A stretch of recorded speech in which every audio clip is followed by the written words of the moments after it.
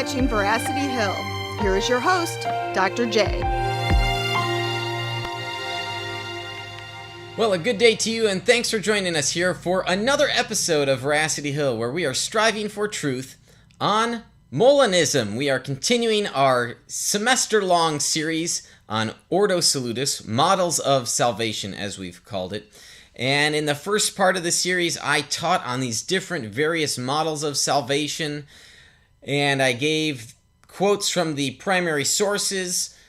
I gave my own thoughts, reflections on that. I even ended up sharing my own views on this particular issue, since I don't find myself in a particular camp on the Ordo Salutis debate. And I shared with the Gallic monks as well. I don't always agree with the Gallic monks, but I like a lot of what they have to say in the primary sources, the real texts, not what certain thinkers say about them, certain thinkers who haven't read the primary sources. Go watch last week's episode in case you haven't done that yet. Today we're talking with someone who identifies as a Molinist.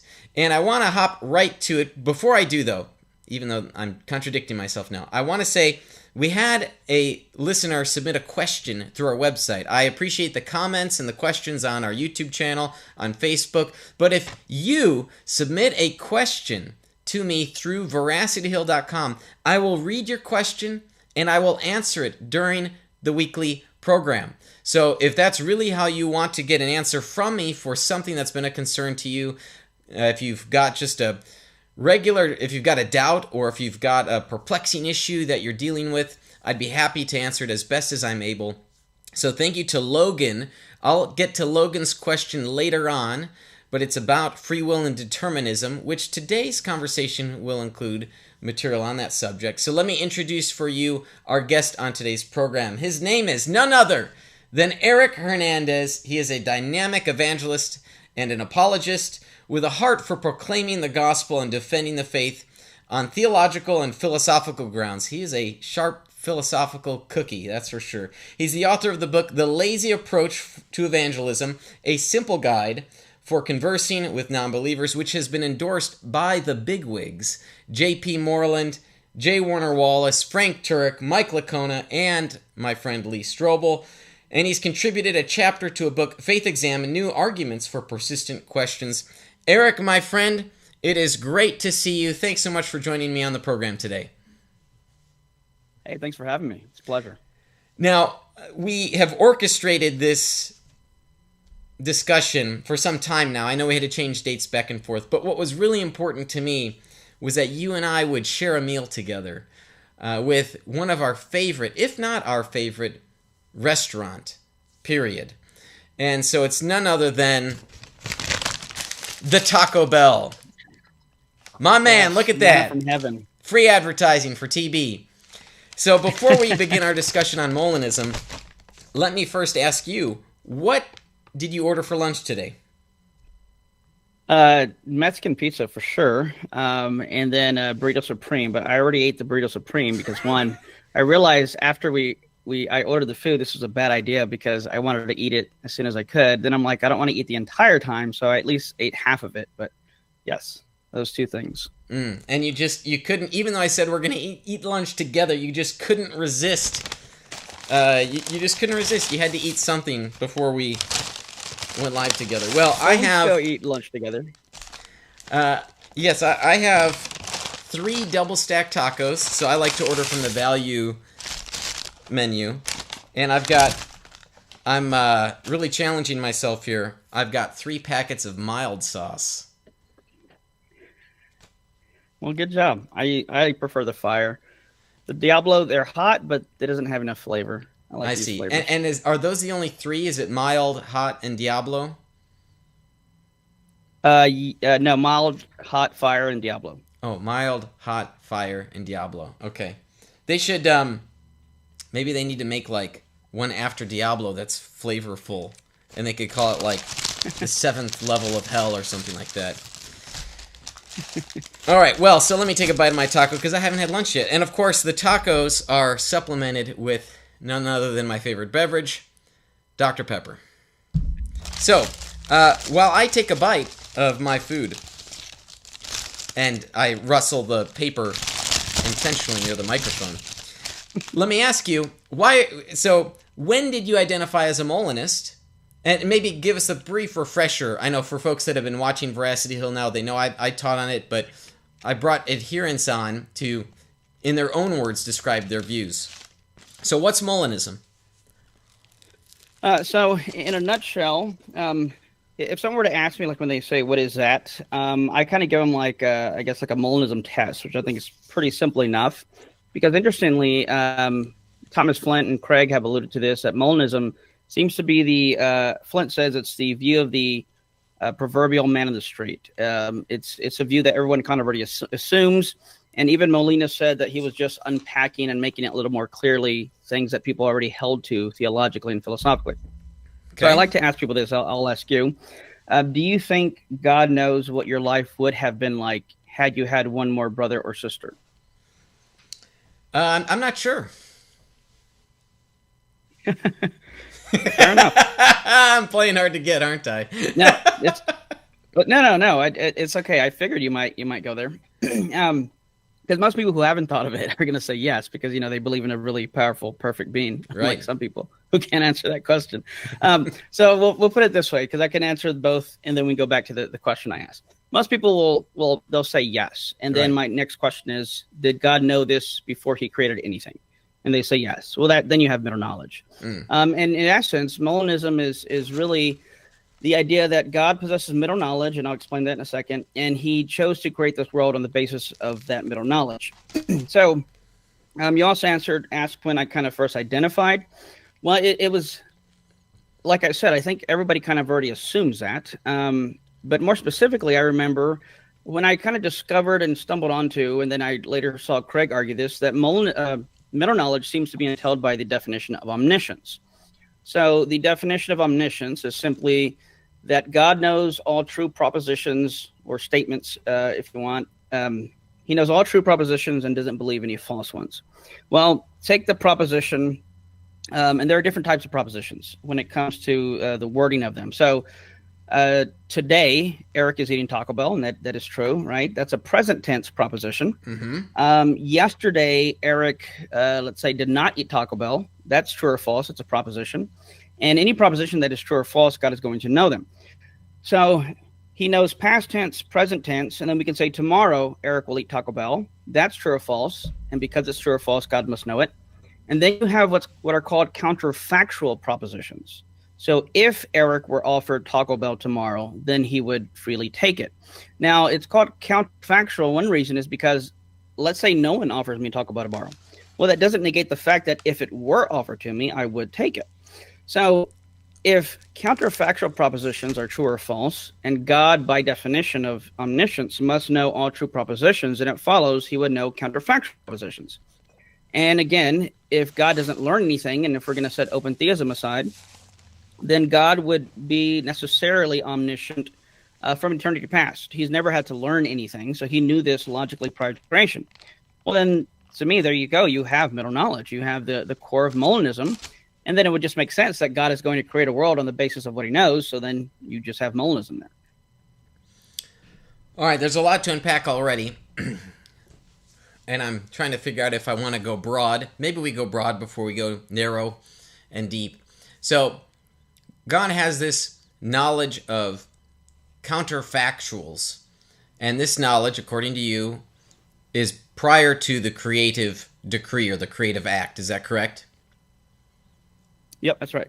Now, so yeah, I can unpack that more if you want. Well, so let me ask. So couldn't the Calvinists say the same thing? Now, I'm not a Calvinist, but the Calvinists could say the same thing, right? Well, it depends. So technically, yes, they could. And this is why I make a distinction between the kind of the doctrine of Molinism and the application of Molinism. The reason now, Thomas Flint and others will say that, for Molinism to be true, you need libertarian freedom and middle knowledge. I don't think so. Or something around those two. I don't think so. I just think you need middle knowledge and then providence, or God's decision to create the world based on this. So to what you're saying, yes, a Calvinist can say that God, and when we talk about middle knowledge, we're talking specifically in this context about what are called counterfactuals of creaturely freedom. basically what any libertarianly free creature would do in any given circumstance. And to just kind of give more context to that, Molina broke up God's knowledge in three, what he called logical moments. These aren't temporal moments. They're logical moments. Just like the number 2 comes before the number 3 logically, not temporally, so to speak. So first you have God's natural knowledge. Essentially, God knows all possibilities, everything that's logically possible. So God knows that if I were in this situation, I could do A or I could do not A, right? But note that knowing what I could do doesn't tell God what I would do. So natural knowledge, God knows all the possibilities or every possible world, to use those terms. And then so far, everybody would agree there. Then you have, let's jump to the third one, and that's God's free knowledge. And it's called free knowledge because it's based on his free decision to actualize a specific world. We might call that foreknowledge. So Molinists, Arminians, and Calvinists all agree there on those two. God's natural knowledge, God's free knowledge. Where they may disagree would be that middle knowledge. Now, remember I said that middle knowledge, this is just like natural knowledge. In God's natural knowledge, he doesn't decide what is true or not true in that moment. Because the number 2 is even and 2 plus 2 equals 4. That's a necessary truth. So it's not under God's will. He can't will that to be true. Middle knowledge would be the same in that sense. That he doesn't will what is true or false in this moment. This is going to be up to free creatures. Free knowledge, now that is dependent on his will. Where the Calvinists could agree is that, yes, God has this middle knowledge. He knew what any world of free creatures would have been like, but he didn't like any of those options. So he decided to create a world in which determinism is true. And thus you have God's middle knowledge, his creation based on his middle knowledge, but you don't have people with libertarian freedom. So the Calvinists could agree there and be a Molinist. However, most Calvinists seem to have, and I say this somewhat jokingly, a knee-jerk reaction to the idea of libertarian freedom. So much so that sometimes, like Wayne Grudem in his systematic theology, which I'm not too fond of, but he basically says, anybody, I'm paraphrasing, anyone with libertarian freedom when it would be outside of God's providential control, and that's impossible. So if you had libertarian freedom, you wouldn't exist. So he's basically arguing it would be logically impossible for God to create a libertarianly free creature. So the Calvinists could deny middle knowledge by denying the possibility of the existence of libertarianly free creatures. Like, as I'm sure you've heard some Calvinists say, nothing is out of God's control, but by that they usually mean causal control. And so if they're libertarianly free creatures, that would somehow undermine God's sovereignty. Given God's sovereignty cannot be undermined, you're not going to have libertarianly free creatures, not even God's knowledge of them, because it's a logical impossibility. On the other hand, they also might throw out something like a grounding objection and say that if there were libertarianly free creatures, then it wouldn't be logically possible for God to know what they would do. So then they would deny middle knowledge on that front. So if you're going to deny middle knowledge, you're either going to have to deny, let me put it the way I think it. It seems you're going to have to deny God's omnipotence and argue he cannot do something like create libertarianly free creatures, because if that's a logical possibility, then you're denying God's omnipotence or diminishing it. And in turn, his sovereignty, which is what Molina argued about Calvin. He said, which God is more sovereign, a God who could create a world and accomplish his goal through the actions of free creatures, or a God who could only accomplish his goal by causing the actions of his creatures? And it was obviously the former for Molina. So you're going to either have to deny that or deny or diminish God's omniscience, as I would say the open theist does, where you're going to say there's something that God cannot know because there's some kind of modal thing. But that's a whole other discussion. But yeah, basically, if the Calvinists will affirm that, he can do it in the way I said it. But most Calvinists are going to have a problem with libertarian freedom, so most would deny middle knowledge for that reason. Do you think that Arminians who hold to simple foreknowledge deny omniscience if they were to deny God's knowledge of counterfactuals? A good question. So I think if someone's appealing to just simple foreknowledge, I think already that's a diminishing of God's omniscience for various reasons. So what is simple foreknowledge for those listening? I think it's David Hunt in the book 4 Views on Foreknowledge, where it's him, Craig, and 2 other guys. To kind of better grasp what the discussion around this, you have this idea from fatalism which is essentially the idea, theological fatalism specifically, Right. that if God knows the future, it somehow obliterates human freedom. So it seems that there's this dichotomy. You either accept that God does have foreknowledge, and then in which case you have to get rid of human freedom because you can't do something other than what God knows is the argument. We can touch on that later. So you either have to deny God's foreknowledge or deny that we have libertarian freedom. Now, the open theist denies God's foreknowledge, and hence they preserve libertarian freedom. The Calvinists will deny libertarian freedom and hence preserve God's foreknowledge. Now, the simple foreknowledge proponent says, well, why do we need to do either of those? What if, and this is David Hunt, a most verbatim quote, he said, what if God knew the future without foreknowing it? And he basically argues if God is timeless, and this commits yourself to a beathier of time, Right. then you're going to think of like a parade. If I'm on top of a building and I look down, I can see the middle, end, and beginning of the parade. So I see what's happening. In the same way, on the simple foreknowledge view, once God creates a world, or chooses to create a world at least, he can already see what's going to happen. And so he foreknows it, but it's not future to him because he's in an eternal standpoint, and thus it doesn't cause anything. So God just seeing what we will do doesn't cause what we will do. So he can have, quote unquote, foreknowledge. Now, as I already alluded to, ironically, I don't think this is really foreknowledge. A lot of people, Calvinists will accuse people of, looking that God looks down the corridors of time. And then the eternity, or the Boethian view, sometimes it's called, or the eternity view, they'll say, well, no, God doesn't do that because he's timeless. Well, that would just go from looking down the corridors of time to just like looking down. Looking at time. So you're still looking. So you're looking, but it's not to foreknow, right? So it's just knowledge. It's not foreknowledge. Is that your critique here? Yeah, I mean, that's what... Yes, in essence, that David Hunt admits that he says it's not he knows it without foreknowing it. Thomas Flint talks about this as well. So couldn't we just say that when we theologians talk about divine foreknowledge, it's a phenomenological statement. The prefix for F-O-R-E is from our perspective because we perceive time linearly. You could say that, but I don't see why you would want to commit yourself to a beathier of time, which I wouldn't. And on top of that, even if we grant that, it still diminishes God's I would say his providence and sovereignty in many ways, and even omniscience. Because on Molina's view, on Molinism, within God's middle knowledge, it's not just middle knowledge of people who would exist. Or who will exist, but even people who would never exist. So remember the question I asked you. Yeah. Does God know what your life would have been like had you had one more brother or sister? Now, I don't know how many siblings you have, but if one more were added, would God know what your life would have been like? I say yes, because that's a counterfactual, and it's going to be true or false, so God must know it by the definition of omniscience. That being said, you don't have one more brother or sister.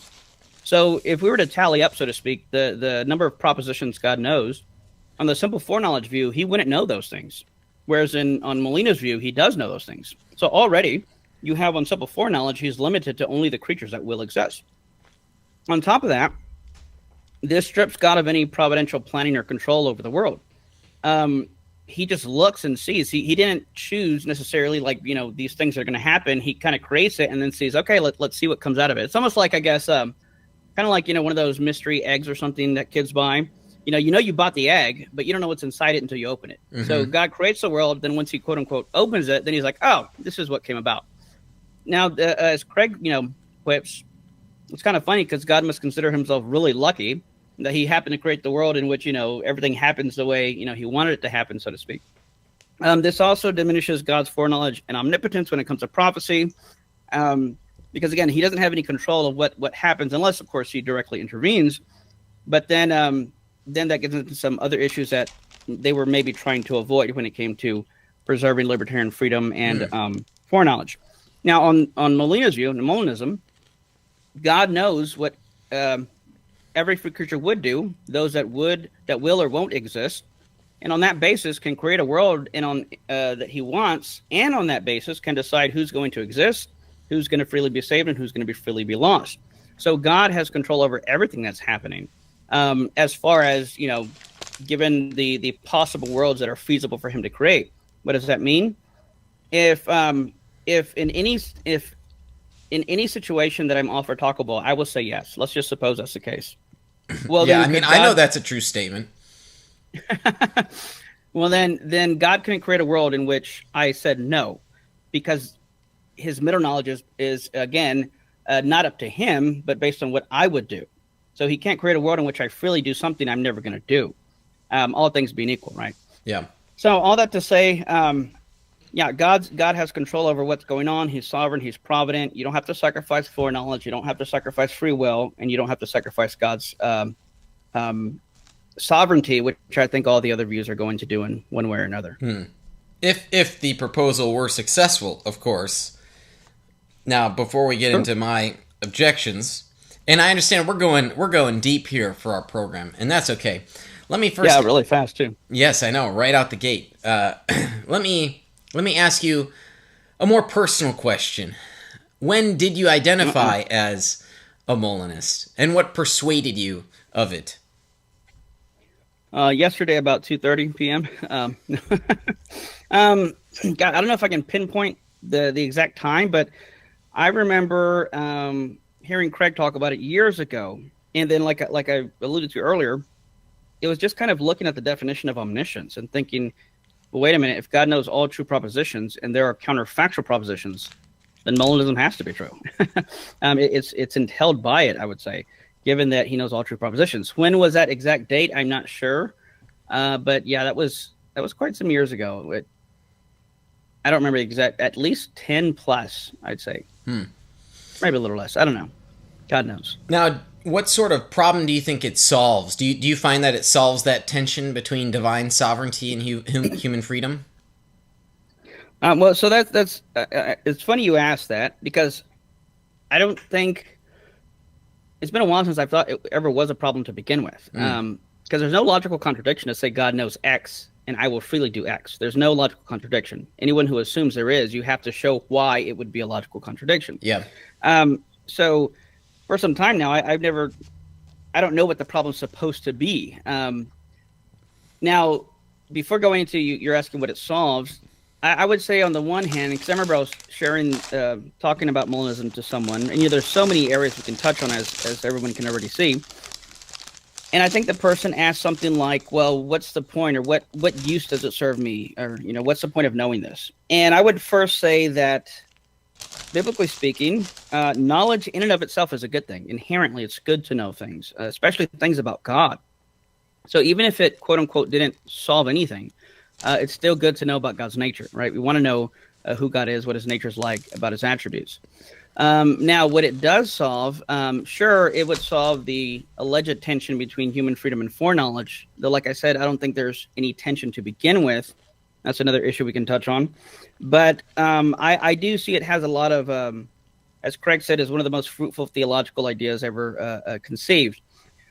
It solves a lot of problems or tensions when it comes to things like, let's say, the unevangelized, or when it comes to divine hiddenness, even. A lot of areas that I don't think a lot of people realize. So just touching on divine hiddenness, that's essentially the idea that the argument, let's even go to divine hiddenness. Schellenberg made that famous. And it's basically the idea that if God is all loving and wants a relationship with me, then, I would believe because I don't resist him. So the argument is something like, if there's an all-loving God, there would be no non-resistant non-believers. Those who don't believe in God but aren't resisting him. If he were to show himself, they would believe. And then the second premise is, Schellenberg may say, well, here I am, a non-resistant non-believer. And so it must follow that God probably doesn't exist, or he just doesn't want me, or doesn't want to be in fellowship with me. Now, the Calvinists may not have a problem with that argument. But, most other Christians of different persuasions will. But note a few things about this, and without, I know we're opening a lot of worms here, can of worms. Mm-hmm. Let's say that God knows, on the one hand, let's say that God knows that someone is actually a resistant non-believer, even though they think they're not. Well, I would submit to you that the more knowledge you have or revelation you're given, the more responsibility you have to respond to that. Which would also mean that the more revelation you reject, the greater your punishment or condemnation in hell. There's verses for that we can get into if you'd like, but if you just grant that we can talk about it. Then if God knows that if he gave Johnny Come Lately more revelation, and Johnny Come Lately would still reject him, and note would, this is middle knowledge here, then ironically and interestingly, it actually becomes a sign of God's grace and mercy that he would hide from Johnny Come Lately. Because if this Johnny got more revelation and rejected it, then he has only added to the damnation and punishment he'll receive in the afterlife. So what's interesting there is, with God's middle knowledge, we can explain hiddenness for people of those sorts. And then you can kind of see where that would go into a myriad of other things with hiddenness, but that's kind of the short answer there. The unevangelized people who never hear, what if those people who did hear... Do you know anybody who's written a paper on how Molinism relates to the problem of the unevangelized, looking at Gregory of Nyssa's response to the fate of unbaptized infants? Do you know anybody who's written a paper on that? I doubt it. It's such a dumb topic. Man, it's such a niche thing. Yeah, some idiot. Yeah. No. Yeah, I did. Yeah, my friend Kurt Jaros, actually one of my favorite papers ever at EPS. Really? That's right. Yeah. Wow. Yeah. Do you want to touch on that? I'm honored. I mean, the one thing that I remember most from that experience, that was what, 3 years ago or 4? It wouldn't have been COVID year for, we're in 2025 now. Well, yeah, so I think it's 3 years ago. The one thing I remember most is that as I was describing Gregory's solution to the problem of the fate of unbaptized infants, there were audible gasps. I don't know if you remember that. It's on the recording, the microphone that I have picked it up. Audible gasps from these professional philosophers, because they realize this is like a proto-Molinism 1,000 years before Molina lived. And so, there's at least a church father that conceived of God having counterfactual knowledge. Now, whether that's middle knowledge, properly speaking, I haven't done enough reading of the church fathers to discover that, but this idea that there's counterfactual knowledge is there. And then in reading Prosper of Aquitaine, one of his letters, describing the views of the Gallic monks, he describes the Gallic monks, those so-called semi-Pelagians, as holding to this position that Gregory, decades earlier, describes. And Prosper objects to it. He gives the classic grounding objection. He describes it as like truths which have no reason to be true or something like that. And it's like, man, we got the grounding objection in the 5th century. So that was pretty cool. But that's more historical theology, so whether it's all true is, a whole nother matter. But I'm just fascinated with the history of it. Yeah, like I said, even Molina said he was just laying out a little more clearly what people already believe, what the church fathers were already arguing and holding to. And he's just saying, he's just making it more coherent and packaging it. So even Molina would say that while the terminology and whatnot may be original to him, the seeds of the idea were already there. No one just put them together in like a systematized way. Mm-hmm. As I'm chewing, I'm seeing we've got some questions on YouTube here. Okay.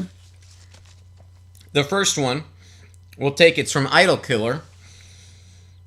He asks, does Eric ground the CCFs, Counterfactuals of Creaturely Freedom, for those who don't know CCFs, does Eric ground the CCFs in the essence of agents?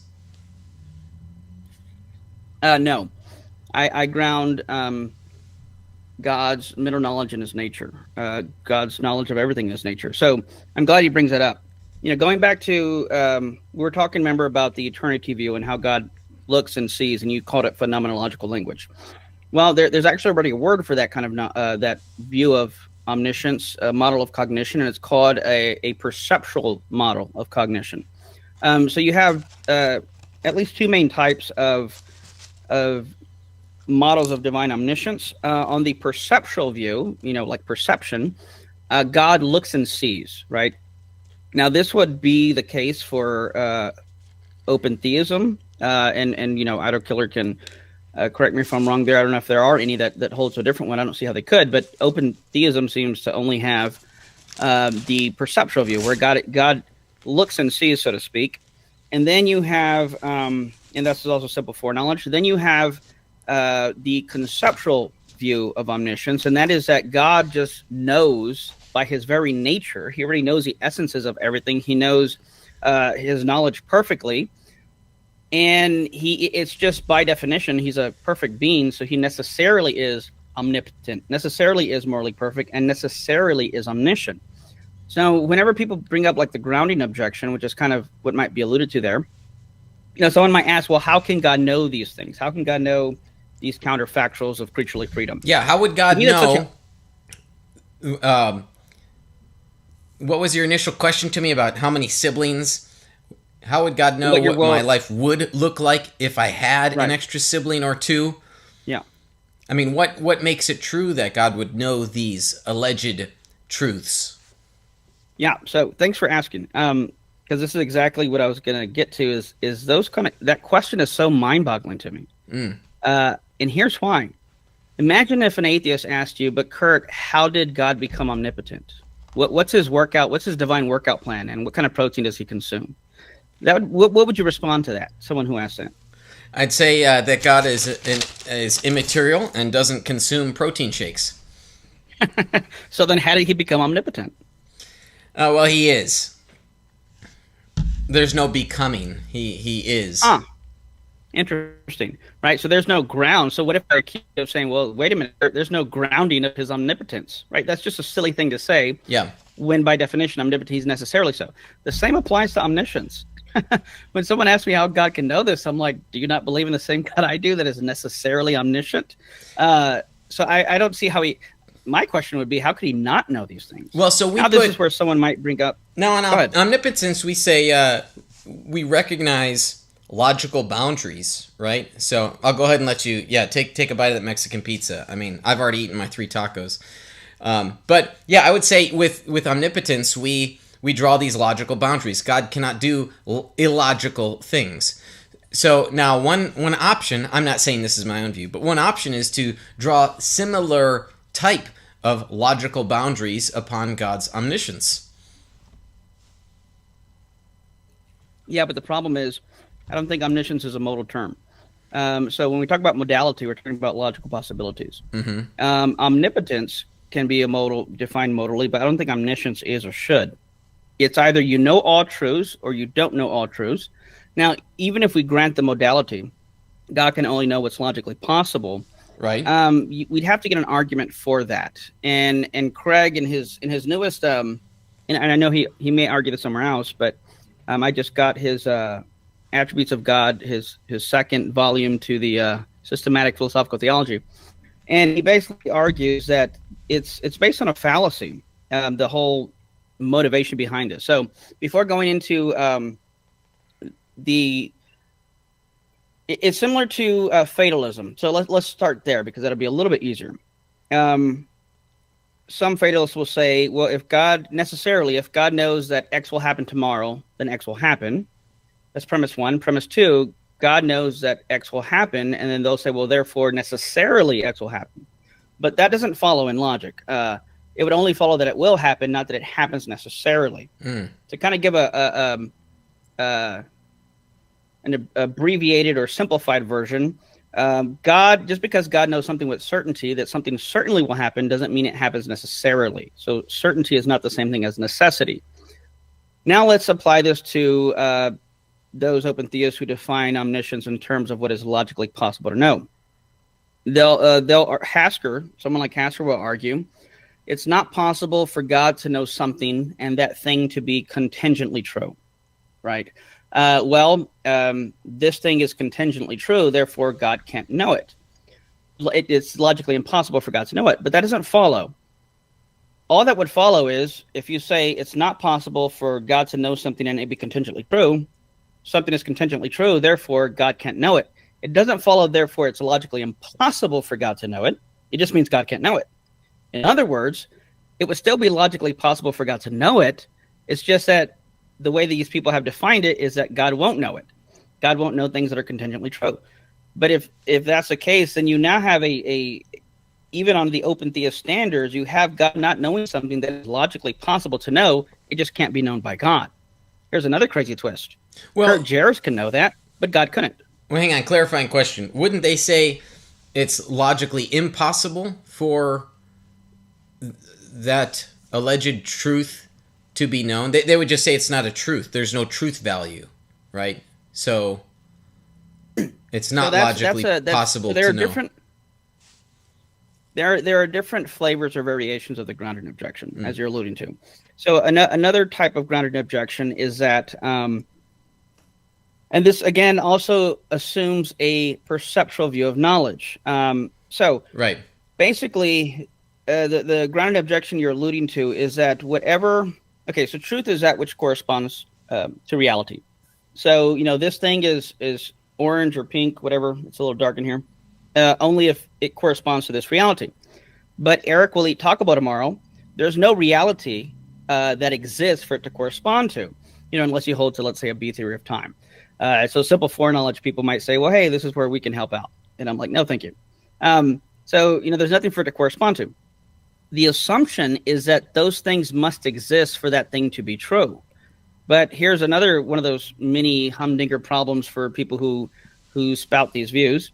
Is, well, if someone's going to say that future or counterfactual propositions can't exist because there's nothing in reality currently to ground those things, well, then they're going to have to say the same thing about past tense propositions. So in 2000 and whatever, in 2000 and the last presidential election, Joe Biden was a president. Well, those things aren't true anymore, right? It's Joe Biden isn't there in the White House, or let's say the first president of the United States was George Washington. He doesn't exist anymore. So how can that past tense statement be true? Now, if someone's going to deny a past tense statement to be true because there's nothing to ground it in, that's going to seem absurd to me.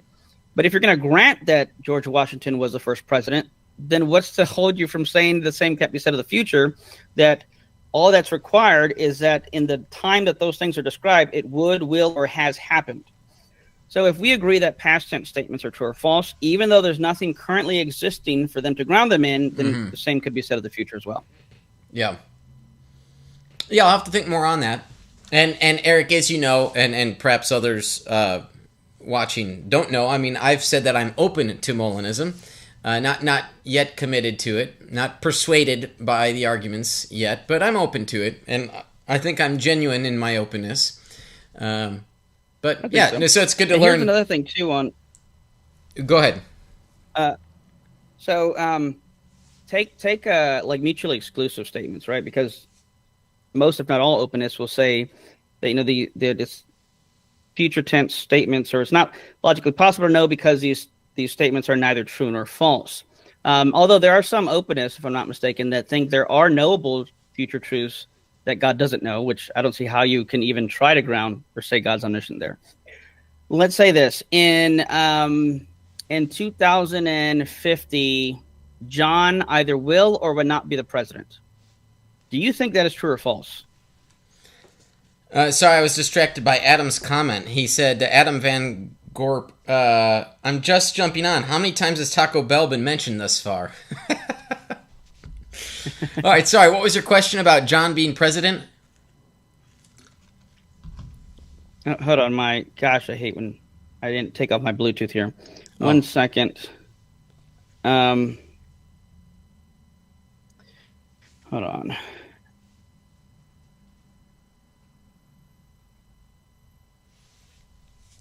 Ooh, I like tallest apologist. He's got a question here. I like his question. There we go. Okay. So, let's say, well, in 2050, John either will or will not be the president of the United States. Do you think that's true or false? You're asking me if some fellow named John will be president in 2050? Will or will not? I don't know. Note that it has to be true or false because they're mutually exclusive, right? But I don't know what will happen in 25 years. Right, but But note, I'm not asking you to know. I'm just asking either he is or he's not. Put that in one proposition. That's going to have to be true or false. Right? Okay, let's put it this way. Oh, I see Either what you're you saying. will or will You're not saying, have... is it true that John will or will not be president? I see. So yes, so that is I would say that's a true statement. Then automatically we see that there can be future tense true statements. But on open theism, God couldn't know whether that's true or false, and I think that's absurd. Well, maybe because that's a logical possibility, but what would give it grounding in reality? Because that's like a mathematical, it's a propositional truth that by definition must be true. But there's nothing that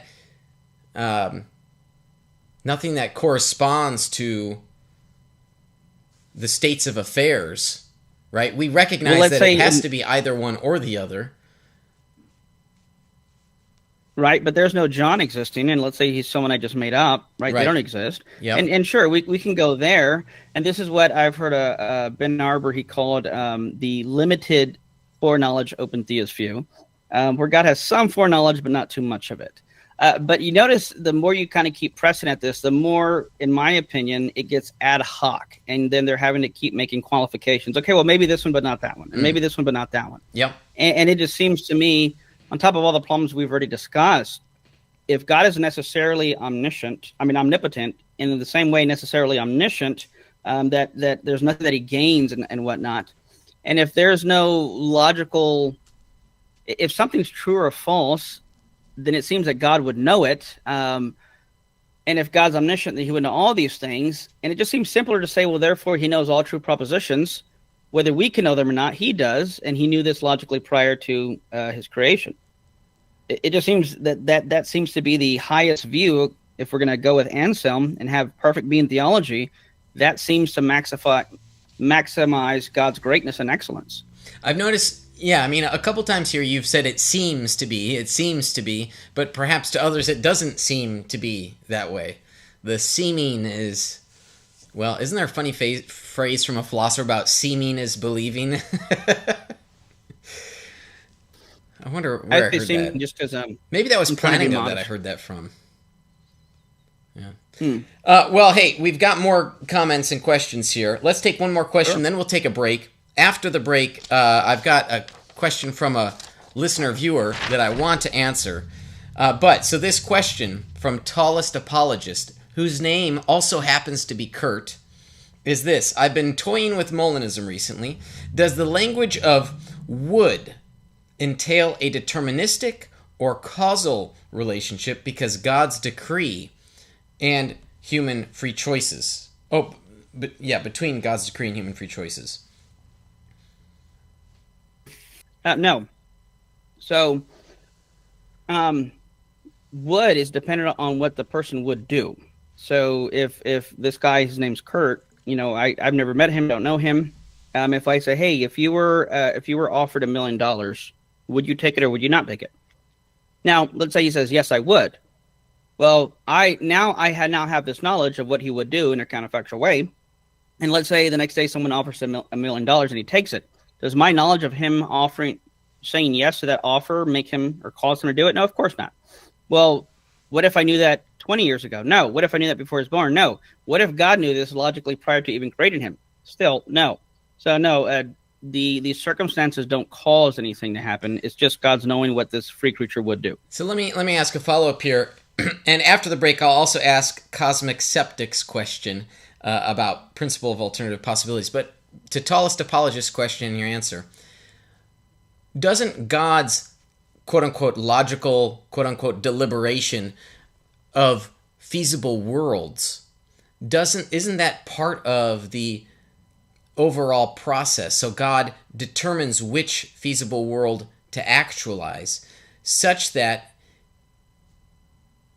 there could be a world in which you don't do X and God has determined you to do Y because God has chosen to actualize that world. So there is a sense of determinism. Are you asking me or clarifying this question? No, I'm asking you. Yeah. Isn't God's quote unquote deliberative act deterministic of the world that will be actualized? Well, first, I wouldn't use deliberation to talk about God's knowledge. That's why I put quote I think unquote. I know what you mean. I put it in quotes. You know. Sure. Fair enough. No. So if I guess I don't see why it would. Now, what it sounds like you're saying, I think if I understand you correctly, this question would only make the same mistake that the fatalist does. If God knows it, it's going to happen necessarily. That's for future stuff. But if God knows counterfactual stuff, if we agree that God knowing it doesn't cause it for future tense propositions, then the same would apply to counterfactual. If God's knowledge of my future doesn't cause my future, well, then why would God's knowledge of my counterfactual choices cause my counterfactual choices? I'll have to think more on that. And if you want to go even more with that, now what you might be getting at, which some have also argued, is, well, it's almost like, let's say, God's setting me up, so to speak, right? Or a sting operation or whatever, right. as I've heard Craig call. Well, again, no, because one, God, it's not as if God is causing the situation, and this is where Molinists may make the language. I'm not too fond of it, but I use it if I need to. Strong actualizing or weakly actualizing. To strongly actualize is like, let's say, like Calvinism, right? Causal determinism. God causes, A to cause B and whatnot. But weakly actualizing is just God setting up a state of affairs, knowing what would happen. So, right. Kind of like a sting operation where, let's say they're trying to catch this drug dealer.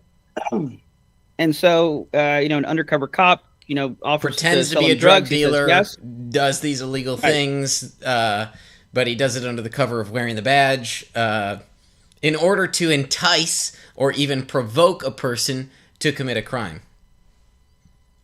Well, and there might be a line on, where, you are, if you're like begging the guy, come on, please buy this and, whatnot, and the guy's just being generous. But if, let's say, they just think you're a drug dealer and you're not enticing them or anything like that, but they think you have drugs and go ask you, right? Well, you could still arrest them because you're not causing it. And you simply knowing what they would do, does it, again, make them do whatever it is that they're doing. Now, on top of that, though, note that God isn't necessarily causing even the circumstances in that strong sense.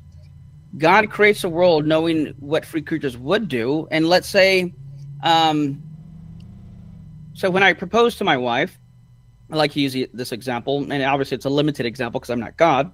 But when I proposed to my wife, I determined what we would eat and where we would be. It was like a 4-hour dinner cruise. I even bought her outfit, her shoes, her jewelry. Everything was on a time schedule. You just stop there. Let me applaud you for knowing how to buy clothes for your woman. I mean, you got some life skills right there, man. So good job. Let me move the halo from my head. I asked my mother-in-law. She helped me with that. So I didn't want to screw it up.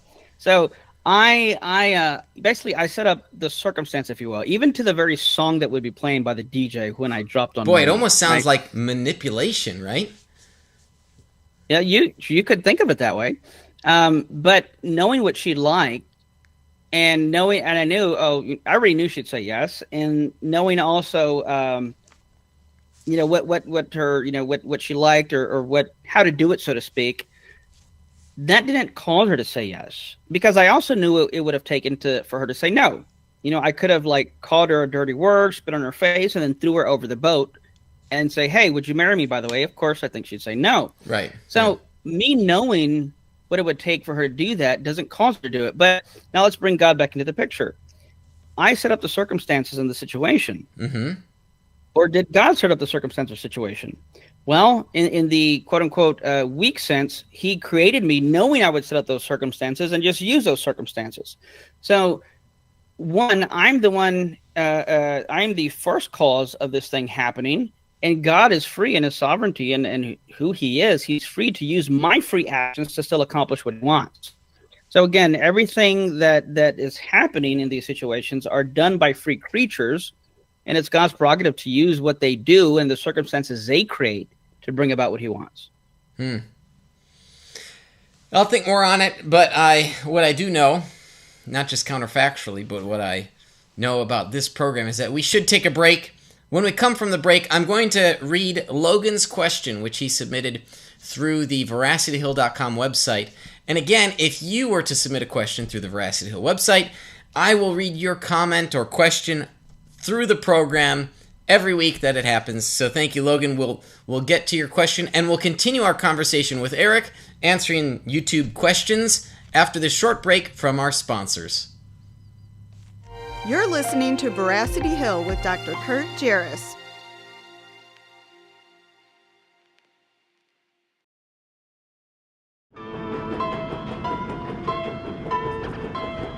In a world full of roller coasters, one ride has a dark secret.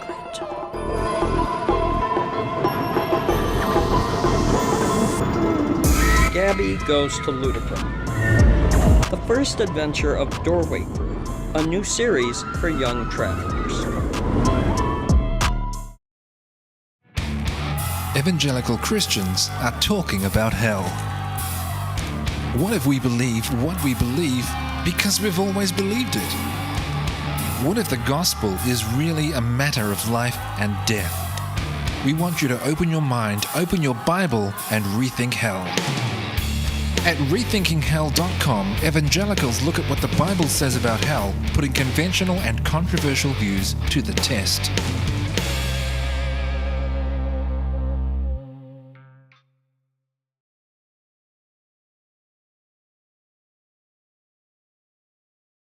You're listening to Veracity Hill with Dr. Kurt Jarris. Well, thanks for sticking with us through that short break from our sponsors. If you want to learn how you can become a sponsor of the program, just contact me at veracityhill.com. Well, speaking of that website, as I've already mentioned, we've got a question from a listener or viewer named Logan. And he says this: Hello, Dr. J. Really enjoy your channel and content. Literally, folks, I'm not making it up. That's what he wrote, okay? Really enjoy your channel and content. Your demeanor is so refreshing. And yes, you do naturally smile when you talk, which is a great trait. I have been wrestling with free will and determinism and wanted your take on passages like Genesis 50:20 and Acts 4:28. It seems like God was the active cause in the sinful actions of Joseph's brothers and those who crucified Jesus. Specifically on the crucifixion, if God predetermined it, then doesn't that guarantee that someone has to sin in that instance? Thank you. Well, so Eric, as the resident Molinist here, you already have your resolution for how God brought those two things about, the selling of Joseph into slavery or God orchestrating the crucifixion of Jesus. So maybe, Eric, I'll toss it to you, then I'll bring it back to me. How would you say to Logan's question, doesn't that guarantee that someone has to sin in that instance? No, it doesn't guarantee. And when he says, just to clarify, what is a that he's referring to? Doesn't that, specifically on the crucifixion, if God predetermined it, then doesn't that guarantee that someone has to sin in that instance? So maybe that refers to predetermination. Right. So what does predetermination mean? Right. Unfortunately, some people think Calvinists own certain biblical words, like election or predestination, or dead, Yeah. Right. I was talking to a Calvinist once, and I said, he asked me why I was a Molinist, and I said, well, no. First, I asked him why he's a Calvinist, and he said, well, because I believe in Scripture and God's sovereignty and in predestination. I was like, you can't just, those aren't your words. I say, okay, ask me why I'm a Molinist. He said, why are you a Molinist? I said, because I believe in the Bible, predestination, God's sovereignty, and, election, whatever. Yeah. In other words, not one view owns those words, so to speak. So to predestine means to just essentially choose beforehand. And if God has middle knowledge and knows what everyone would do in any circumstance, then he can choose beforehand which world to create, knowing what free creatures would do.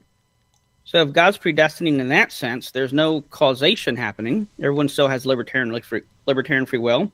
They're the first movers of their actions, and God just knowing what they would do, could create a world in which they do that very thing. Okay, so that's your answer for Logan. It doesn't guarantee. So you mean you interpret his use. It would guarantee it.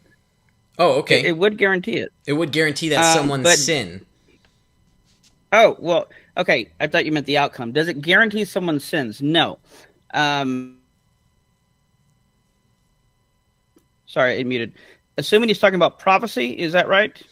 No, this is about the crucifixion of Jesus being orchestrated by God, and the Joseph being sold into slavery being orchestrated by God. Yeah, does that that's kind of what I'm getting at, is if God's orchestrating it, he's orchestrating in the sense that he knows what people would freely do.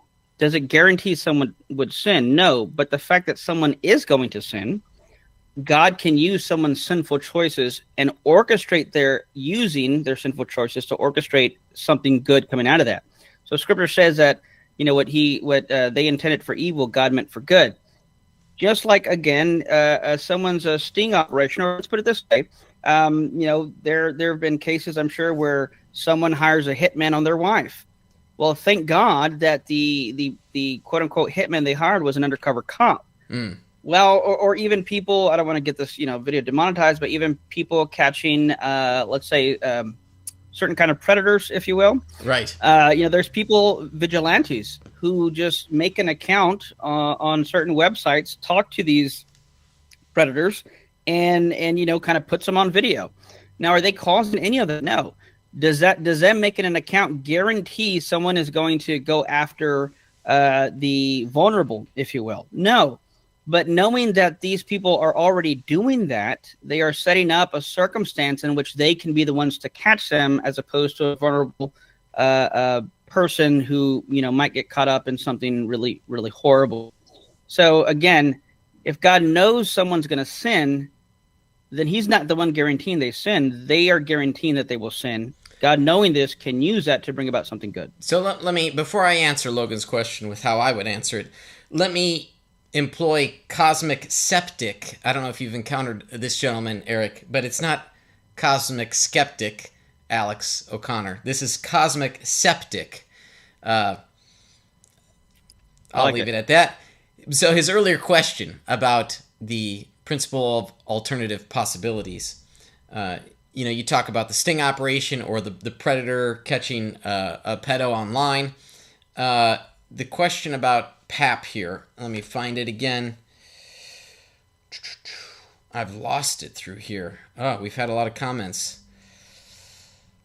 Question for Eric. Under Molinism, do you have access to the principle of alternative possibilities? If not, how does libertarian free will work without it in your view? So I guess in light of the predator, does the pedo still have the... now that might be a weak analogy, because the predator, it's too weak of an analogy. God knows what you would do on Molinism. God knows what you would do in circumstance C. So does the principle, is there an alternative possibility for person A in C? Is it viable? Is the alternative possibility viable or not? Yes. Yeah, so this is essentially a more sophisticated version of what I've already said. I don't see why people think there's a tension to begin with. Okay. God knows what I will do, and I will freely do it. There is no inherent or explicit logical friction or tension or incompatibility there. That God knows what I will do, and I freely do it. You just take those two statements. There's no logical contradiction. Now, what the person is asking is basically that. Because I can put it this way. In circumstances C, I will do X, but I could have done Y. Make that one proposition. That could be true even if I never do Y. So do I still have the ability to do something different when circumstances C arise? Yes, I just won't do it. So I don't... This has always been mind-boggling to me, because I don't see why it's a problem. Now, people may say, yeah, but you're not going to do Y. Yeah, I know I'm not going to do Y, but I still could if I wanted to in this situation. I just didn't want to. So nothing about what I will do removes the fact that I can't do something else. This might help people in general. And you see how the future and counterfactuals are, they kind of, any argument against one could be used as an argument against the other, essentially. So let's put it this way. Here's another way people have argued this. They'll say, going back to, if God knows I'm going to mow the lawn tomorrow, then I have to do it. I can't do otherwise, right? So it moves that dual ability, that alternative possibility. Otherwise, that could be wrong. Well, note how, if that's the case, that would apply to anybody's knowledge, anyone's knowledge. So if I know that Kurt's going to mow the grass tomorrow, well, knowledge by definition is going to be at least a justified true belief. So if I know you will cut the grass tomorrow, and that entails that my belief you'll cut the grass tomorrow is true, then guess what? You're going to cut the grass tomorrow. But did I cause you to do that? No.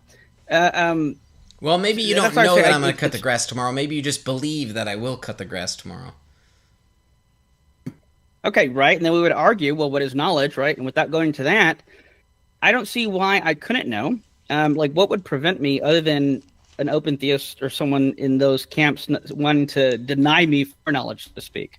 So, yeah, again, if I know, because really, justified true belief. I believe something, I'm justified in believing it. If I know you're going to do it, then it's going to happen.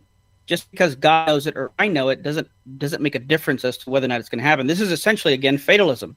For the fatalist, if there are true propositions of the future, then it's fated necessarily going to happen. Theological fatalism just has God. Now put those propositions in God's mind. Same thing. But I don't see how a statement in the future being true or false somehow removes my free ability to do something else if I wanted to. Or that I could do something else. And the last thing I'll say is I don't think the principle of alternative possibilities is necessary for libertarian freedom. I think it's sufficient, but not necessary. I think the only thing that's necessary is that you are the first mover of your will. If you're the first mover, all bets are off. You have libertarian freedom. If I can't do otherwise, that's okay. As long as I am the first mover, then I have libertarian freedom. And of course, if you have principle of alternative possibilities, dual ability, and I can do otherwise, then I have libertarian freedom. But that would be sufficient, not necessary. Okay, well, thank you for that. Let me repeat Logan's question, then I'll answer, just for those who are... We're already down the rabbit hole so much. I want to bring it back here to Logan's question. Let's see here. He compliments me. I won't have to repeat that. I have been wrestling with free will and determinism and wanted your take on passages like Genesis 50:20 and Acts 4:28. It seems like God was the active cause in the sinful actions of Joseph's brothers and those who crucified Jesus, specifically on the crucifixion. If God predetermined it, then doesn't that guarantee that someone has to sin in that instance? Thank you. Logan, great question. The one thing that I would say about these particular verses and about the Calvinism, Arminianism, and other ism debate is this. These two verses do not describe how God acts in every meticulous circumstance throughout the course of human history.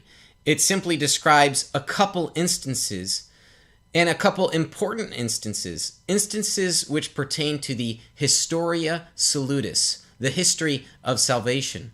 So yes, God has determined some things that would happen. It doesn't mean that God has determined all things to happen. That's really important because in my experience, I've encountered Calvinists who will employ these passages. You've perhaps heard some of them. I think maybe Chris Date employed the Genesis 50:20 passage. You'll hear Calvinists employ these passages and use this as evidence of the divine eternal decree where God has orchestrated and ordained whatsoever comes to pass. I would push hard against that and say, no, these verses simply describe a couple things that God has orchestrated or determined for the sake of the history of salvation. So we know what happens with Joseph. He goes into a position of leadership. He's able to, through his leadership, get through a famine period for the people. The people are saved Abraham's offspring are saved through Joseph's political and economic decisions, and throughout the course of the centuries, through the creation of the line of David, through the line of David to Jesus. This is about God orchestrating a particular state of affair, not about orchestrating everything that were to ever possibly happen. So, big difference there on that question. So, now I don't know if you answered this question, Kurt, if I can jump in here. Yeah, which I was just about to address on the specifically. guarantee. Yeah. Oh. Is that what you're going to point to, Gotcha. Eric? Well, yeah, because I think it was talking about this specific. In other words, it sounds like you're saying, and maybe you're about to clarify that no, not always, but in this one, yes, he did.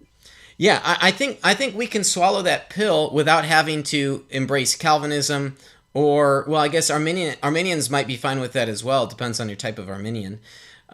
So yes, I think one could swallow that pill, and yet it doesn't mean what some people want it to mean, if that makes sense. So it's like this. Yeah, okay. The way I would see this is, if I were to give an analogy, imagine two people playing chess, and one person playing white corners black in such a way that white knows black only has a few options. And so white knows the outcome regardless of what black will play. And so white will get checkmate in, say, 14 moves. You know, some of these, grandmasters, they're so far ahead thinking of the move count. So no matter what black does, white has black pinned. White will win. I think in cases, at least a few cases, the biblical data does suggest something like this, where there are certain outcomes that God knows will happen if he were to providentially orchestrate the world in a particular way. Providentially orchestrate, I won't even say the world, a subset of human affairs. If God providentially orchestrates a subset of human affairs, that certain particular outcomes will come about. Now, I will also say this, that when this happens, this is not God determining people's eternal destiny either. So, again, this is where the Calvinist wants to use these passages and make it lead to Calvinism. It just doesn't. It doesn't. They would be reading into these passages far more than what the passages intend to communicate. So that would be my answer on that. So God knows. Can I clarify what you're saying? Yes, but in 1 second, my friend. God knows that Pharaoh will harden his heart if God does X, Y, and Z. God does X, Y, and Z knowing that Pharaoh will harden his heart. So, yes, does that mean Pharaoh sins? Pharaoh chooses to sin. I don't think that means that God forces or coerces the person. So you might say, boy, that sounds like Eric. Well, as I said, I've said I'm open to Molinism. I'm not persuaded by the arguments yet, but nor do I think what I'm explaining here also entails Molinism. You might have some, robust sense of divine providence, and God orchestrates the subset of affairs. But okay, go ahead, Eric. And the reason I say clarify, because I guess initially, and this might be my fault, what they say about people who assume, I thought by guarantee he was thinking call to determination, and it sounds like you weren't thinking that at all. In your answer, you're just asking, does it guarantee someone will sin, leaving aside whether or not that's causally determined, right? Yeah, the way I interpret guarantee, just rather does it make it certain? Is it certain that someone has to sin in that instance? That's how I interpret Logan's question. But Logan is, of course, welcome to clarify if he were to use the veracityhill.com website. Yeah, and so, yeah, I'm good with your answer. Not that you needed my approval, of course. But yeah, absolutely. And like you said, it sounds like what I would say. And yes, that guaranteeing or making something certain doesn't mean it happens necessarily. Without going to this rabbit trail, there could be a possibility where they're not sinning, but it guarantees an action. But let's not go there. Nevertheless, note, though, why does the crucifixion have to happen? Well, because mankind sinned. So we can even go all the way back and say, well, the only reason God had to guarantee the crucifixion is because someone else guaranteed that human beings are going to sin, namely human beings themselves. So ultimately, God is responding to what humans have done freely, and yet still wants to save them. So even if, so we can say guarantee. Now, back to guarantee, because someone else guaranteed they're going to freely sin. So again, God is using their sinful choices to bring about something good, just like in Genesis and everything else we talked about. On the other hand, if we're going to use cultural determination, which neither you or I hold to, then of course that has huge implications to God's moral perfection. Nevertheless, I like that you were strong on providence here, and I guess, and you don't have to answer, but my question would be then, why not apply that though to everything God does? Then you have Molinism and a high view of providence. Yeah, no, great question. Yeah. So on the biblical data, I mean, as a theologian, I don't see, and I know you and I are going to disagree on this, but I don't see enough evidence to suggest that this is in fact how God operates, that these particular instances, it's always the case for every state of human affairs. But rather, I just see it as a subset of human affairs. So I don't think the biblical data supports a full-fledged or exhaustive providence. Maybe we could call, is that an okay term, exhaustive providence? I don't. Sure. Yeah, that's fine. Yeah, so I don't know. You said why not apply it?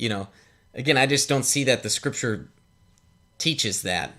So that would be my first response. And then yes, I do have some philosophical concerns. Now I'll have to think more about them. I'm not a philosopher professionally. You are sharper than I am, so I've got to think more deeply about these things. I've raised some of my objections though throughout our conversation, and I'll have to probably review the video at some point and think more on it.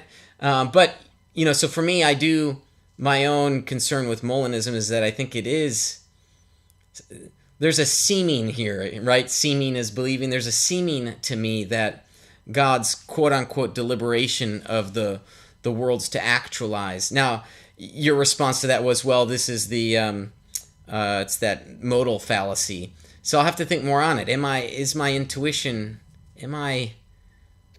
having a lapse in my logical thinking? Perhaps I am. I'm a fallen human, so I'll have to think more on that. But it just seems a little too deterministic for me. Does it retain a sufficient amount of libertarian free will? Notice how I clarify that, and this isn't a problem you make, Eric, but I'm not opposed to some things being determined, because I don't think humans always have to be libertarianly free in all circumstances. Determined, right? We just have to be a certain amount, a sufficient amount free for human responsibility. So yeah, so that's why I'm like this weird guy where I'm like, I'm definitely not a Calvinist. Arminianism doesn't appeal to me. Not persuaded by Molinism, but here I am talking about like this strong sense of providence, and maybe we're more determined, but I have a robust sense of human free will. I'm this weird egg in a batch of theologians and philosophers. So I've got these philosophical objections. So between the scriptural and philosophical ones, like I said, I'm not yet persuaded by it, but very much open. So I'll have to do more reading and thinking after I write the other books I want to write.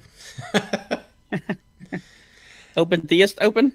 No, not an open theist. God has. I would presently identify as a simple foreknowledge, in the simple foreknowledge camp. So don't currently identify as an open theist, and I don't think I'm open to it. I'd have to. I mean, I'm open to all views in a sense, like logically. Yeah, it's logically possible I'll become a Calvinist, right? But so open theism is more than the Calvinism, but the Molinism, like, yeah, it seems like there's a meaningful difference in terms of my openness to Molinism. So I'll have to think more about that. Sure. But we've got people commenting and questioning. We've had a dozen or so people watching live with us here today, and let me see, because there have been some comments coming in. I just want to make sure I didn't miss anything. Cosmic Septic asks, question for Dr. J. Does holding to the doctrine of divine simplicity have implications for how you would have to handle Molinism? Well, I haven't studied in depth divine simplicity and all that, so I'm honestly not comfortable answering that sort of question. So I'd really have to brush up. The last time I was reading material on that was probably like 15 years ago in my earlier days of grad school. It's just not one of my areas of expertise. I like talking more about the Ordo Salutis issues.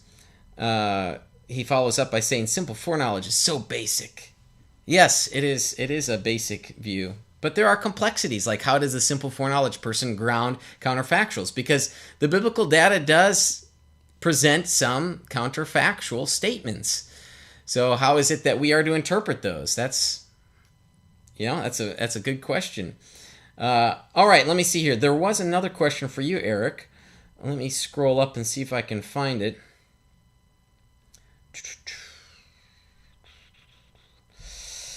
Here's a question from Free Thinking Ministries earlier. Wait, why weren't we invited to this Molinism party? Yes, Tim or Josh, I'm not sure which one was commenting at the time, but yes, I know you guys are big-time Molinists. I wanted to eat Taco Bell with my buddy Eric, and I know he's a Molinist, so extended the hand there. We could do it another time, of course. Eric, do you know if Tim is a big Taco Bell guy? I don't think so, because I remember one time we were in Utah, leading a Maven trip, and he's like, oh, this is the first time I've eaten this, or, I haven't eaten this in a while. And so I was like, what? So he may be a little sheltered when it comes to the Taco Bell. Yeah, but when he's around me, he freely eats Taco Bell. There's a counterfactual there. Yeah. All right. I thought there was another question, but I'm perhaps not seeing it. We've got other folks commenting. And of course, Free Thinking Ministries comments, Kurt's a Molinist that has yet to admit it.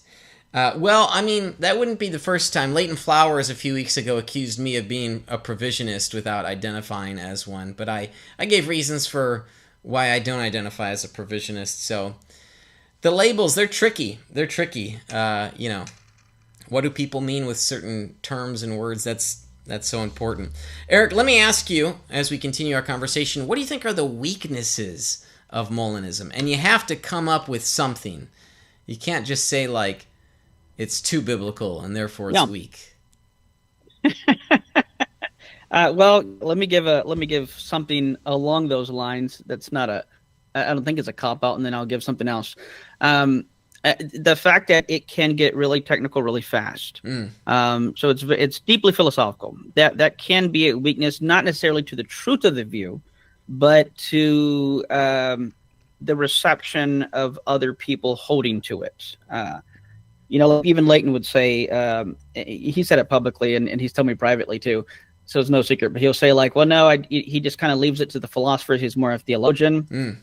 He one time said, and then plus, if I affirm Molinism publicly, then I have to defend it. I'm not smart enough philosophically to defend it. But yeah, so it can push people away, quote unquote, for that reason. However, as I mentioned in the beginning, this seems to be the view of the average person. Everyone seems to live their lives as if, let me stop saying seeming, because like I said earlier, that's me being modest.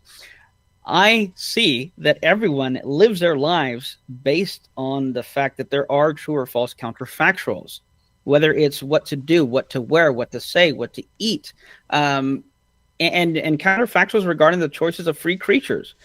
No, I'm not going to do that, because if I do, my wife will get mad at me. Or, if I don't do this, then my boss will, fill in the blank, or whatever the case is. So we all intuitively have this notion that there are counterfactuals of creaturely freedom. And it's only until we talk about God and our own views are on the line that we start second guessing that, that we start having some hesitation, it seems. So yeah, while it can be too philosophical, I will also say at the same time, it seems to be the view that everyone just kind of already hold. I can't tell you how many people I've explained Molinism to, and they're like, oh, I've always believed that. The other thing, the quote unquote, go ahead. Well, I was going to say, so let me give some pushback if I can, or devil's advocate. What you're recognizing that people have as this belief of the truth of counterfactuals, that's distinct than from middle knowledge. I mean, because perhaps there's some other way that we could ground God's knowledge of counterfactuals, which is not middle knowledge. Is that correct? Well, if you do, it depends how you try to do that, because the way it's historically been done without it being middle knowledge, it would just remove human freedom, where God decides the counterfactuals. Okay. So remember I said natural knowledge is independent of God's will. It's pre-volitional knowledge. Before he decides to do anything, he knows all necessary truths, right? He doesn't will them to be true. Same thing with middle knowledge. It's pre-volitional. He doesn't will what Kurt's going to do in circumstance C. You were the one that decides that. Now, if you're going to place counterfactual knowledge and make it post-volitional, which would be part of his natural knowledge, well, now it's God deciding what you would do, and hence it's not a counterfactual of creaturely freedom, it's just counterfactual. But there's no creaturely freedom there because it's post-volitional. Make sense? I think so, but I'll have to think more on it. That's always my let's get out of here maneuver. I'll think more on it. Okay, sure thing. So yeah, that's the first thing. The second thing is, and I could almost see people trying to Calvinist clipping this or something. There's technically, you can't point to a proof text for knowledge. While there are, I think, sufficient proof texts for God's knowledge of counterfactuals, someone who holds to something like simple foreknowledge could say, well, God just knows that person so well, he knows what they would do, right? And then kind of like what Idol Killer was asking, it's kind of grounded in God's knowledge of that creature's essence, or what that, like I could say I have counterfactual knowledge of my wife because I know her so well by this point. I know that if I offered her, this food over this food, I know which one she would take. So I have counterfactual knowledge. Now, there's lots of that in Scripture of God having counterfactual knowledge. But for it to count as middle knowledge, it has to be logically prior to his decision to create anything. And there just aren't many verses that talk about what God does logically prior to creation. Are you still there? Yeah. Okay, sorry. Something fell on my keyboard and I pushed something. So, now note, I'm not saying that it's unbiblical or something. I'm saying when we're talking about middle knowledge, we're getting into an area that the Bible just doesn't address. Yeah. God's knowledge logically prior to divine decree. Nevertheless, there is sufficient data to say God knows all truths biblically. And if God knows all truths, and this is the argument I made in the beginning, God knows all truths, and there are counterfactual truths, and God knows all these things inherently, necessarily by his nature, on a conceptualist model, not a perceptual. He's not looking. Well, then God knows these things logically prior to the decree. So this would be an issue that is settled systematically with theology and philosophy. Does God know all truths? Yes. Does he necessarily know them? Yes, logically prior to the decree. So the weakness there would be you can't point to a proof text, so to speak, for middle knowledge, though you can point to one for counterfactual knowledge. Correct. I think I'm in agreement with you on how you describe that. So, yeah. It's an intriguing subject for sure, and this is not a novel idea. It's been around for centuries, even longer than what the Molinists have realized, at least about God's counterfactual knowledge. So that's what got me intrigued back years ago when I stumbled across. Well, I initially learned about Molinism in my let's see, it was probably philosophy days of my undergraduate studies, but then it got me really interested when I stumbled across it doing my doctoral work on the Gallic monks. That was quite the surprise for me, so that's why I thought, hey, I got to write a paper on this and read it at the EPS annual conference. So, yes, that was a lot of fun. Eric, I want to thank you. I'm sure we could keep talking about it, and there's more comments from the live chat, but I won't be able to address all those. We've already gone 90 minutes in this conversation, so I want to thank you for your time. How can people find out more about your work in ministry? They can go on my YouTube channel. Just Eric Hernandez, type that in YouTube. TexasApologetics.org. When we do our conferences, we have one coming up in October. And then I have some stuff on my website, erichernandezministry.com, but I haven't kept up with that just because, I started doing that when I was just kind of by myself doing ministry. Then I've been with Texas Baptist for the past 6 or 7 years, so I haven't needed to necessarily keep up with that. So any of the other things I mentioned would be fine. Great. Well, hey, stick with us. I want to chat with you afterward, but I'm going to sign off here in a moment here. All right, well, that does it for the show today. I want to tell you what's coming up next week. So next week, I'll be looking at a video between Reformed thinkers critiquing Matthew Bates's work on Beyond the Salvation Wars. And I started watching this video and I thought, man, this is just a terrible analysis of Bates's proposal. I've done some interviews with Matt over the years. I've done some promo videos about his work. I'm sympathetic to it, even if I don't agree with every meticulous thing. But gosh darn it, I almost agree with everything this guy says. So I want to put out a video critiquing. So next week I'll do a live reaction. We'll walk through this video from Al Mohler and Tom Schreiner and others, which just do an atrocious job at critiquing Bates's proposal. It's so important that we have fair dialogue, that we accurately understand our opponents before critiquing them. And I really want to rebut this video put out there by the Gospel Coalition and I think it was Southern Baptist Theological Seminary, SBTS.